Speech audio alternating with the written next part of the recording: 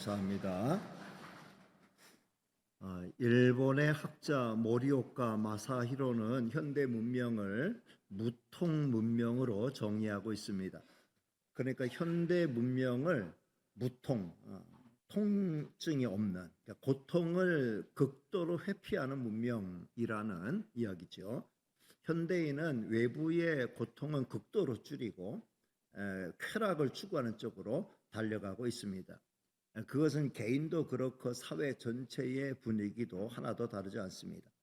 마사히로는 이런 현상을 자기 가축화로 설명하고 있습니다. 야생의 동물은 치열한 생존 경쟁 가운데 하루라도 편할 날이 없는 그런 환경 가운데 살고 있습니다. 그러나 가축은 먹여주고 재워주고 보호해주는 환경 가운데 아주 편안한 생활을 하고 있습니다. 게다가 아프면 바로바로 치료해 줍니다. 그러니 아무 걱정 없이 하루하루 살아가면 됩니다. 그러나 가축의 운명은 어떻게 됩니까? 적당한 때가 되면 도살당하고 식료품으로 팔려나가는 것이죠. 어려움과 시련, 고통과 고뇌를 회피하는 인생은 결국 가축처럼 살다가 가축처럼 죽게 된다는 것이죠. 이런 면에 있어서 고통과 시련은 오히려 우리를 깨우는 각성제로 작용합니다. 살다가 어려움이 찾아오면 오히려 고맙게 여기고 슬기롭게 극복해 나가야 합니다. 마사히로는 무통 문명을 극복하는 기제로 생명의 기쁨을 이야기합니다. 생명의 기쁨은 고통이나 괴로운 일에 직면했을 때 도망가지 않고 자기 자신을 해체하고 바꾸고 재생시킬 때 다가온다라고 말합니다. 사람은 이런 과정을 통해 예기치 못한 기쁨을 얻게 되는 것이죠. 사실 이런 주장은 성경에서 말씀하는 것과 하나도 다르지 않습니다. 물론 마사히로는 하나님 안에서의 기쁨을 추구하는 것은 아닙니다. 그는 인간 스스로 자기 힘으로 고난을 극복해 나가자는 이야기를 합니다. 그러나 우리는 하나님 안에서 같은 이야기를 할 수 있습니다. 그리고 하나님의 은혜와 도움을 적극적으로 활용할 수 있습니다. 인생을 살아감에 있어서 고통과 고난은 장마철이나 밤이나 겨울처럼 절대로 피할 수 없는 것입니다. 회피의 수단을 찾아가려는 노력 자체가 무의미합니다. 물론 멍청하게 살다가 된통 얻어맞는 것보다는 잘 준비하고 잘 대비해서 피할 건 피해가고 많이 얻어맞을 것을 조금 덜 얻어맞는 것은 지혜로운 것이죠. 그러나 어쩔 수 없이 당하게 되는 고난이라고 하면 하나님을 찾으면서 하나님의 은혜와 도우심을 힘입어 슬기롭게 극복해 나가는 것이 정말 중요합니다. 그러면 나중에 오히려 고난을 통해 더욱 성숙해지고 더욱 높은 자리에 오르게 됩니다. 따라서 고난을 회피하는 성도가 아니라 고난에 정면 도전하여 믿음으로 승리하는 성도가 되시기를 주님의 이름으로 축복합니다. 오늘도 저는 지난 시간에 이어 다윗을 통해 하나님의 마음에 드는 사람이 되는 법, 그리고 하나님을 닮아가는 방법을 생각해 보고자 합니다. 다윗의 이야기로 바로 들어가기 전에 지난 3일 기도회 시간에 살펴보았던 고라 자손의 고백을 간단히 짚고 넘어가려고 합니다. 그때 우리는 시편 44편을 다루었습니다. 고라 자손은 지금 자기들이 처해 있는 상태를 우리 영혼은 진토에 처박히고 우리 몸은 땅바닥에 붙어 있습니다 라고 표현했어요. 시편 44편 24절 25절 말씀을 띄워드리겠습니다. 같이 읽습니다. 시작. 어찌하여 주의 얼굴을 가리시고 우리의 고난과 압제를 잊으시나이까. 우리 영혼은 진토에 우리 몸은 땅에 붙었나이다. 성도 여러분, 우리 영혼이 진토에 처박혔다. 내 영혼이 진흙 속에 처박혀 있다라고 하는 거, 내 몸은 땅바닥에 붙어 있습니다. 이게 무슨 뜻이에요? 한마디로 완전히 짓눌려 있다는 거죠. 멸시와 천대, 환난과 핍박, 굴욕과 모욕이 극에 달한 상태인데 자기 스스로의 힘으로는 도저히 그것을 벗어날 수 없는 절망적인 상태를 일컫는 말입니다. 이런 상황에 빠진 자들의 첫 번째 반응은 일찌감치 포기하는 거죠. 무기력과 무능력을 실감한 저들은 모든 걸 다 포기하고 거기서 그래도 나름대로 고통을 조금이라도 덜 할 수 있는 방법이 뭔가 이걸 찾는 거예요. 성도 여러분, 이게 무통문명 시대에서 볼 수 있는 일반적인 시민의 반응이라고 볼 수 있습니다. 그러나 두 번째 반응을 생각해 볼 수 있죠. 어떻게든 이 상황을 돌파하고 극복하고 일어서고 싶은 마음이죠. 고라자손은 이런 상황에서 모든 걸 포기하지 않고 오히려 하나님께 소망을 두고 하나님께 부르짖어 기도하고 하나님이여 깨워서 우리를 도와주옵소서 하면서 일어서려고 합니다. 17절 말씀 같이 읽겠습니다. 시작. 이 모든 일이 우리에게 임하였으나 우리가 주를 잊지 아니하며 주의 언약을 어기지 아니하였나이다. 23절 말씀도 같이 읽습니다. 시작. 주여 깨소서 어찌하여 주무시나이까. 일어나시고 우리를 영원히 버리지 마소서. 같은 의미의 말씀 26절도 같이 읽습니다. 시작. 일어나 우리를 도우소서. 주의 인자하심으로 말미암아 우리를 구원하소서. 이들의 특징은 뭡니까? 적극적으로 하는 자. 적극적으로 하나님께 기도하고 하나님을 의지하여서 이 시련, 이 고난, 이 압제의 상황, 이 절망의 상황을 당당히 맞서면서 일어서려고 하는 거죠. 오늘 본문에는 골리앗 앞에 선 이스라엘 군대의 모습이 등장해요. 블레셋 군대의 낯선 장수 하나가 이스라엘 군대 앞에 등장합니다. 바로 골리앗이죠. 그는 2.7m 구척장신, 어마어마한 괴물이었어요. 이스라엘 군대와 이스라엘의 하나님을 조롱합니다. 그러나 이스라엘은 꼼짝하지 못해요. 자, 오늘 본문 11절 본문에는 사무엘상 17장 11절 말씀 같이 읽습니다. 시작. 사울과 온 이스라엘이 블레셋 사람의 이 말을 듣고 놀라 크게 두려워하냐. 큰 두려움이 임했다. 24절 말씀 읽습니다. 시작. 이스라엘 모든 사람이 그 사람을 보고 심히 두려워하여 그 앞에서 도망. 큰 두려움, 심한 두려움이 이스라엘 군대 앞에 찾아왔다는 거죠. 오늘 이스라엘의 군대의 모습은 무통문명을 시대를 살아가는 일반인들의 첫 번째 반응과 유사하죠.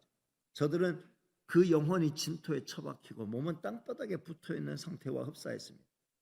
아무도 골리앗이 40일 동안 아침 저녁으로 나타나 모욕하며 조롱하는 것에 대해서 어떻게 해볼 방법을 찾지 못하고 다들 그냥 어떻게 하면 좋겠나 그냥 달달 떨면서 숨어서 꼼짝 못하고 말라 죽어가고 있었습니다. 그러나 다윗이 등장하죠. 다윗의 모습은 달랐어요. 다윗은 두 번째 반응을 보인 거예요. 한마디로 말해서 주의 이름으로 일어나고 주의 이름으로 전진하고 주의 이름으로 투장하고 주의 이름으로 승리를 얻어냈다는 거죠. 다윗은 골리앗의 조롱 앞에 피가 거꾸로 솟는 듯한 의분을 느꼈어요. 그래서 자기가 내가 나가서 싸우겠습니다 라고 싸움을 자청합니다. 그리고 골리앗과 1대1의 전투를 벌입니다. 다윗은 마침내 골리앗을 쓰러뜨리고 그 머리를 베고 이스라엘의 대승을 안겼습니다. 처음 소년 다윗이 골리앗 앞에 나타났을 때 골리앗은 대단히 가소롭게 여겼어요. 그도 그럴 것이 비슷한 체급이라도 돼야 싸워볼 거 아니겠어요? 이게 도대체 체급이 맞지 않는 거예요. 골리앗은 헤비급 중에서도 최고의 헤비급이었다면 다윗은 플라이급도 안 되는 그런 소년이었어요. 마치 비유하면 성인 어른과 유치원 아이가 1대1로 싸우는 그런 격이었습니다. 골리앗은 기가 막혀가지고 네가 지금 나 개로 여기고 막대기 가지고 내게 나오냐? 그러면서 자기 신들의 이름으로 다윗을 저주하는 거야. 내게 와. 내가 오늘 네 살을 공중의 새들과 들짐승에 주겠다. 골리앗은 평소 늘 하던 대로 무식한 말을 막 쏟아냈던 거예요. 이에 다윗은 전혀 굴하지 않고 그대로 맞대응하죠. 그 말을 받아서 그대로 이렇게 너는 칼과 창과 단창으로 나오지만 나는 네가 모욕하는 이스라엘 군대 하나님의 이름으로 나간다. 내가 네 목을 벨 거고 이 블레셋 군대의 시체를 공중의 새들과 들짐승이 먹게 할 거다. 골리앗보다 한술 더 뜨는 거예요. 골리앗은 네 시체를 공중의 새와 들짐승이 먹게 하겠다. 그래서 다윗은 그게 아니라 블레셋 군대의 시체를 공중의 새들과 들짐승이 먹게 할 것이다. 그러면서 다윗은 매우 빠른 속도로 골리앗을 향해 돌진하는 거예요. 그동안 골리앗이 경험해 본 어떤 대적들보다 빠른 속도였어요. 자기 눈앞에서 그냥 다윗이 그냥 좌충우돌하면서 막 그냥 달려오는데 그냥 막 눈이 뱅뱅 돌죠. 마치 우리가 아무리 빨라도 손으로 다람쥐를 잡을 수 없는 거야. 다람쥐처럼 그냥 새빠르게 골리앗 앞에서. 근데 골리앗은 얼마나 거인이었든지 자기 혼자서 자기 방패를 들고 싸울 수 없을 정도로 방패 든 자가 그 앞에 있는 그런 장수였어요. 힘만 장수지 기민함이라고 하는 것은 아주 완전히 둔하기 이를 데 없죠. 그러니 그 앞에서 다윗이 그냥 번개같이 왔다 갔다 하니까 골리앗의 눈이 막 빙빙 돌아가요. 이놈 잡자, 이놈. 근데 뭐 다윗은 한 번도 맞출 수가 없어요. 한참 골리앗을 어지럽히고 난다. 이건 다 제가 상상한 얘기예요. 성경에 그런 얘기 없어요. 근데 한번 상상해 보면 그렇지 않아요? 얼마나 그냥 재빠르게 그러면서 골리앗이 이놈 새끼 하면서 열이 막 올라가고 그냥 씩씩거리면서 잡을 수는 없고 한 방이면 갈 텐데 그러면서 그렇게 싸움을 한참 걸리다 하다가 그냥 어느 정도 이제 골리앗이 지쳐갈 즈음에 그냥 다윗이 새총과 비슷한 도구를 하나 꺼내가지고 거기다가 자갈을 메어가지고서 그냥 골리앗을 이발해서 던지는데 다윗은 그런 행위를 여러 번 반복할 필요 없어. 한 번 던지는데 아이고 그냥 볼 또 볼 해가지고 다시 또 던져서 3~4번 해가지고 맞히는 게 단번에 그냥 골리앗의 이마에 중무장한 골리앗에게 있어서 유일한 비어있던 자리 갑옷이 커버하지 못했던 그 이마 그 정중앙을 갖다 명중한 거예요. 골리앗은 하늘이 노랗게 변하는 걸 느끼면서 그대로 정신을 잃고 쓰러진 거예요. 골리앗이 썩은 고목처럼 쓰러지자 다윗은 빛의 속도로 달려가 가지고 누구도 접근하기 전에 골리앗의 목을 누른 상태로 제가 봤을 때는 무릎으로 그냥 골리앗의 목을 꽉 누르고 그 갑옷에 있던 칼을 빼가지고선 그 심장을 꽉 찌르고 내가 찌르는 것 같아. 한 번도 죽여본 적은 없습니다만 찌르고 그가 이제 숨이 끊어졌을 때 그 목을 베는. 그러니까 그냥 블레셋 군대가 혼비백산해서 도망치는 거죠. 이스라엘 군대는 환호성을 지르면서 블레셋 군대를 추격하기 시작한 거예요. 이스라엘은 블레셋 국경을 넘어서서 블레셋 나라의 중요 도시들까지 진격하면서 어마어마한 대승을 거두게 된 거죠. 성도 여러분, 다윗은 중과 부적의 싸움에서 승리했습니다. 그렇다면 중무장한 골리앗과 싸워서 승리하게 된 다윗의 무기는 무엇이었습니까? 몰매였습니까? 빠른 기동력이었습니까? 저는 다음 세 가지를 다윗의 무기로 생각해 봅니다. 첫째, 다윗의 무기는 하나님을 절대적으로 신뢰하는 믿음이었어요. 45절로부터 47절 말씀을 같이 읽겠습니다. 시작. 다윗이 블레셋 사람에게 이르되 너는 칼과 창과 단창으로 내게 나아오거니와 나는 만군의 여호와의 이름 곧 내가 모욕하는 이스라엘 군대의 하나님의 이름으로 내게 나아가노라. 오늘 여호와께서 너를 내 손에 넘기시리니 내가 너를 쳐서 내 목을 베고 블레셋 군대의 시체를 오늘 공중의 새와 땅의 들짐승에게 주어 온 땅으로 이스라엘의 하나님이 계신 줄 알게 하겠고 또 여호와의 구원하심이 칼과 창에 있지 아니함을 이 무리에게 알게 하리라. 전쟁은 여호와께 속한 것인즉 그가 너희를 우리 손에 넘기시리라. 다윗은 지금 골리앗과 설전을 벌인 게 분명하지만 다윗의 말에는 하나님을 향한 강한 믿음이 도드라져 있죠. 성도 여러분, 다윗은 더 강하고 더 훌륭한 무기를 선호하지 않았어요. 자기 몸을 보호할 더 멋진 갑옷을 구하지 않았어요. 다윗은 이 싸움을 육적인 힘의 싸움이 아니라 하나님의 이름으로 싸우는 영적인 싸움으로 생각했습니다. 그러니까 이 싸움에서 가장 중요한 무기는 믿음이었어요. 다윗은 믿음으로 중무장했습니다. 그리고 승리했습니다. 성도 여러분, 오늘 우리는 이런 믿음으로 이 시대에 하나님을 붙들고 나가야 할 줄로 믿습니다. 성도 여러분, 우리 앞에 어떤 어려운 문제가 놓여 있다 할지라도 골리앗 앞에 선 이스라엘만큼 갑갑하지는 않을 것입니다. 성도 여러분, 여러분 앞에 여러분을 가로막고 여러분을 기죽이게 하는 그런 여러분의 골리앗은 무엇입니까? 여러분도 다윗처럼 하나님을 굳게 붙들고 골리앗과 싸워서 승리하는 성도들 다 되시기를 주님의 이름으로 축복합니다. 두 번째 다윗의 무기는 하나님을 뜨겁게 사랑하는 마음이었어요. 자, 26절 말씀을 같이 읽겠습니다. 시작. 다윗이 곁에 서 있는 사람들에게 말하여 이르되 이 블레셋 사람을 죽여 이스라엘의 치욕을 제거하는 사람에게는 어떠한 대우를 하겠느냐? 이 할례 받지 않은 블레셋 사람이 누구이기에 살아계신 하나님의 군대를 모욕하겠느냐? 다윗은 자기보다 하나님 더 사랑했어요. 내가 멸시와 천대 모욕 당하는 건 내가 참을 수 있지만 하나님의 이름이 이렇게 더럽힘 받는 건 참을 수 없었어요. 그만큼 그는 하나님을 뜨겁게 사랑한 거죠. 성도 여러분, 정말 내가 사랑하는 사람이 이런 모욕을 당하는 모습을 내가 본다고 하면 가만히 있겠어요? 내가 모욕당하는 것도 가슴이 뜨겁고 아프지 않겠습니까? 다윗은 하나님의 이름이 이렇게 땅바닥에 내팽개친 상황을 나몰라라 할 수 없었습니다. 성도 여러분, 여러분은 여러분 앞에서 우리 하나님이 조롱당하고 우리 주님의 모욕당하는 상황을 만난다면 어떻게 대응하시겠습니까? 직접 무기를 들고 싸우지는 않는다고 하더라도 다윗이 느꼈던 영적인 분함은 느끼며 일어서야 하지 않겠습니까? 다윗의 세 번째 무기는 하나님의 영광을 위해 일어서는 의분이었습니다.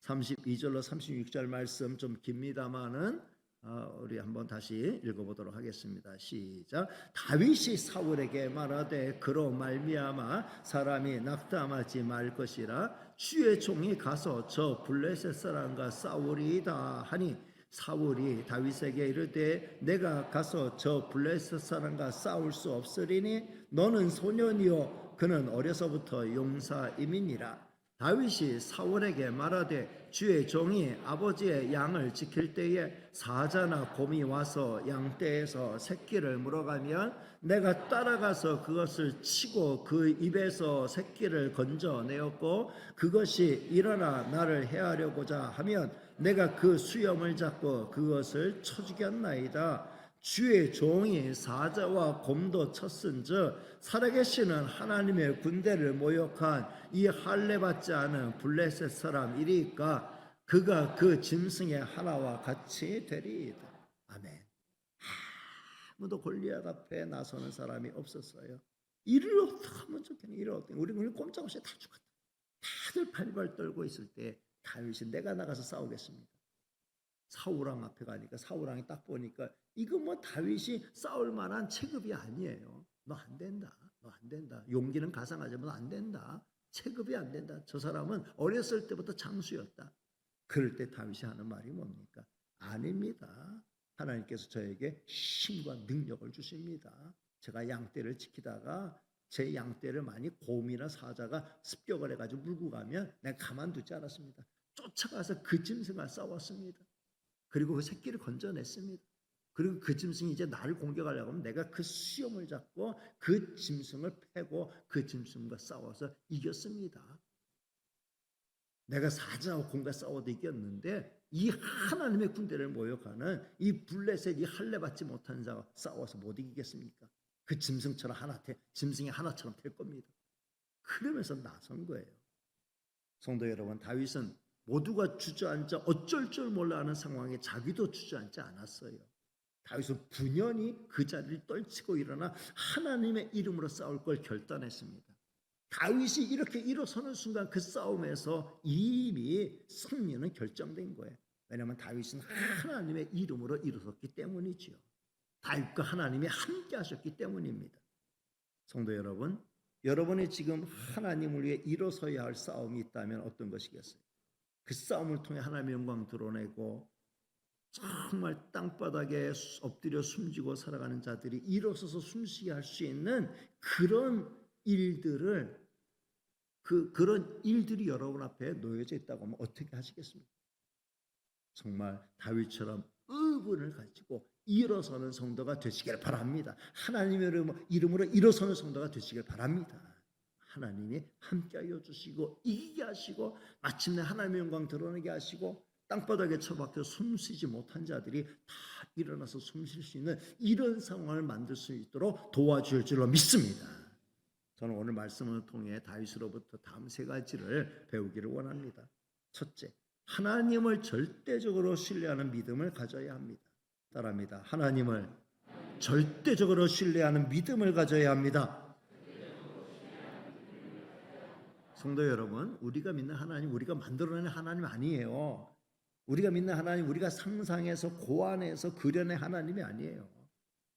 우리가 믿는 하나님은 이 세상 모든 만물을 만드시고 우리를 만드신 하나님이시고 지금도 권능으로 다스리고 계시는 살아계신 하나님이신 줄로 믿습니다. 그 하나님이 우리를 사랑하시고 은혜로 구원하시고 우리에게 영원한 생명과 함께 영원한 천국을 선물로 주셨어요. 그리고 우리를 하나님의 친자녀로 불러주시고 지금도 우리를 향하여 하나님을 아버지라 부르고 내 아들아 부르시면서 우리를 사랑해 주시는 하나님 아버지이십니다. 그 아버지 하나님은 지금도 우리를 위해 일하고 계시고 우리를 지키시고 보호하시고 우리를 도와주고 계시는 줄로 믿습니다.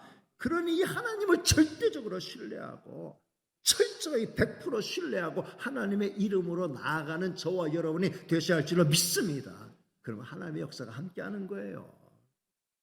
두 번째는 하나님을 뜨겁게 사랑하는 마음을 가져야 합니다. 따라합니다. 하나님을 뜨겁게 사랑하는 마음을 가져야 합니다. 하나님은 우리를 위해 모든 걸 다 내주신 하나님이에요. 지금도 우리를 위해서라면 무엇이든지 내주실 수 있는 하나님이셔요. 독생자까지 내주셨잖아요. 뭐가 아까워서 더 우리 하나님이 우리를 도와주지 않으시겠어요? 하나님은 최선을 다해 우리를 밀어주고 도와주고 계셔요. 그 하나님을 우리는 사랑하고 그 하나님의 품을 파고드는 저와 여러분이 되시길 바랍니다. 다윗의 주특기가 하나님의 품 파고들기라 그랬죠. 하나님밖에 없어요. 하나님밖에 없어요. 하나님 나 사랑해 주시나 행복해요. 나도 하나님 사랑해요. 하나님 지금 도와주세요. 하나님의 품 파고드는 거예요. 여러분, 나를 향한 하나님의 사랑을 의심하지 마세요. 내가 꾸며내고 내가 상상한 거라고 하면 의심해야 돼요. 근데 내가 꾸며내고 내가 상상한 게 아니라 하나님의 말씀을 통하여 정확하게 우리에게 말씀하셨고 고백에 고백을 하고 계시잖아요. 나를 사랑한다는 하나님의 고백에 대해서 그건 하나님 알아서 하실 일이고요. 저는 몰라요. 나를 사랑한다고요. 그거는 저는 저는 그렇게 생각 안 해요. 누가 나를 사랑한다, 진심으로 사랑한다라고 하는데 그거는 당신 생각이고 나는 당신 나 사랑하는 거 나 몰라요. 관심 없어요. 그러면은 그거 얼마나 어리석은 겁니까? 하나님이 우리를 이렇게 뜨겁게 사랑하신다고 말씀하여 주신다고 하면은 내가 뭔데 그 하나님의 사랑에 대해서 내가 거부권을 발휘하고 하나님 난 그 사랑 못 믿겠어요. 안 받아들이겠어요. 그러겠어요? 아니죠. 저는 로마서 5장을 통하여 하나님 날 사랑한다는 이 말씀을 깨달았을 때 저는 그 하나님 앞에 무릎 꿇었어요. 굴복했어요. 아멘. 내가 뭔데? 하나님이 이렇게까지 나를 사랑하신다고 하는데 내가 뭔데 이 사랑에 대해서 내가 거부권을 발동하고 내가 하나님 사랑 못 믿겠습니다. 나 하나님 사랑 안 받아들입니다. 그렇게 할 이유가 없었어요. 아멘 하고 그 사랑을 나를 향한 하나님의 사랑으로 받아들일 때 저는 너무 큰 걸 얻었어요. 모든 걸 다 얻었어요. 하나님의 말씀 모든 걸 다 얻었어요. 하나님 날 사랑하시고 하나님 날 하나님의 것으로 만들어주시고 영원한 생명과 영원한 천국과 영원한 구원 하나님의 자녀들의 권세를 주셨다면 모든 걸 다 저에게 주신 거예요. 에베소서 1장 말씀을 보니까 하늘에 속한 신령한 모든 걸 다 내게 주셨다. 이렇게 말씀하니 확인이 되고 또 확인이 된 거예요. 저는 그 하나님의 은혜와 사랑을 아멘으로 받아들이고 지금도 그 사랑을 느끼며 맛보며 살고 있습니다. 그러면서 부족하지만 이렇게 나를 뜨겁게 사랑하시는 하나님을 나도 사랑하면서 하나님의 영광 땅바닥에 떨어지지 아니하도록 하나님의 이름이 실추되지 아니하도록 하나님의 영광이여 이 작은 몸이지만 열심히 살아보겠습니다 라는 생각 가지고 살고 있습니다. 하나님의 나를 사랑하는 하나님의 이름이 땅바닥에 떨어지는 걸 도무지 참아내지 못했던 다윗처럼 하나님의 영광이 이 땅에서 실추되는 것을 그대로 내버려 두지 않고 어떻게든 내 한 몸 불살라 가지고 참 하나님의 영광 높이 드러날 수 있도록 주를 위해서 살아가는, 하나님 사랑하는 열정으로 살아가는 저와 여러분 다 되시기를 주님의 이름으로 축복합니다. 마지막 세 번째는 하나님을 위해 일어서는 용기를 가져야 합니다. 따라합니다. 하나님을 위해 일어서는 용기를 가져야 합니다. 무통문명 시대를 살아가는 사람들은 자기에게 조금이라도 불이익이 오고 조금에게 손해가 오고 자기의 불편함을 가져오고 자기가 지금 조금이라도 누리고 있는 쾌락이나 어떤 만족에서 조금이라도 손실이 갈 것 같으면 그걸 다 회피하는 무통문명의 시대를 살고 있다고 말씀을 드렸어요. 그냥 좋은 게 좋은 것이니까 하면서 지금의 상황에서 어떻게든 여기서 나름의 어떤 안락과 만족을 추구하며 살아가는 세상이에요. 여러분, 정말 우리는 이런 시대 가운데 이 시대 사람들이 살아가는 그 방식대로 살아가서는 안 될 것입니다. 하나님의 이름으로 일어서서 정말 우리가 일어서야 될 자리에서 일어서고 우리가 희생해야 될 자리에서 희생하면서 하나님의 영광 위하여서 또한 정말 하나님이 기뻐하시는 선한 뜻을 위하여서 우리는 분발하여 일어서는 성도가 되시기를 바랍니다. 이 시대는 정말 하나님을 향한 영적인 감각이 거의 다 상실된 영혼이 진토에 처박혀 있는 그런 시대와 같아요. 다 무기력증과 무능력으로 교회도 세상을 향하여서 빛과 소금의 역할을 감당하기에 이미 버거워가지고 정말 점점 더 힘을 잃어가는 이런 시대 가운데 우리가 살고 있습니다. 성도도 세상에서 빛과 소금이 되는 것보다는 적당하게 섞여 살면서 적당하게 어울리면서 그래 좋은 게 좋은 거야 하면서 그렇게 그냥 살아가려고 하는 이런 흐름으로 막 흘러가고 있는 이런 시대입니다. 이런 시대 가운데 정말 하나님의 영광에 손상이 가고 하나님의 뜻에 어긋난 방향으로 나가는 이건 아니다, 적어도 이건 아니다라는 상황 속에서 주저앉지 말고 정말 믿음으로 일어서는 의로운 분을 가지고 정말 하나님의 영광을 위해서 이 시대 하나님의 나라가 확장되고 하나님의 뜻이 이루어지길 위해서 일어설 줄 아는 성도가 되시기를 바랍니다. 모두가 그 무시무시한 골리앗 앞에 다 벌벌 떠며 숨지기고 있을 때 다윗은 골리앗 앞에 자기 몸을 던진 거예요. 그 결과 그는 무소불위의 능력을 자랑하던 골리앗을 쓰러뜨리고 하나님의 이름으로 만천하의 승리를 선포했습니다. 우리도 다윗처럼 작고 힘없는 소년과 같다고 할 수도 있어요. 헤비급에 비하면 우리 플라이급 중에서 가장 플라이급에 속한다고 할 수 있어요. 그러나 다윗이 사용했던 무기는 오늘 우리의 무기가 되기도 합니다. 다윗은 하나님을 믿는 믿음을 무기 삼았어요. 하나님을 사랑하는 뜨거운 사랑의 마음을 무기로 삼았어요. 하나님에 일어서는 용기를 무기로 삼았어요. 우리도 그 무기를 사용하면 이 시대에 무시무시한 골리앗과 같은 대적 앞에 우리는 기죽지 않고 승리하게 될 줄로 믿습니다. 자기 쾌락과 편안함과 안락함에 빠져서 영적으로 잠들어가는 이 거대한 불신앙의 세력 앞에 믿음으로 깨어서 다윗처럼 도전하는 저와 여러분 다 되시기를 주님의 이름으로 축복합니다. 우리 찬송 부르고 기도하겠습니다.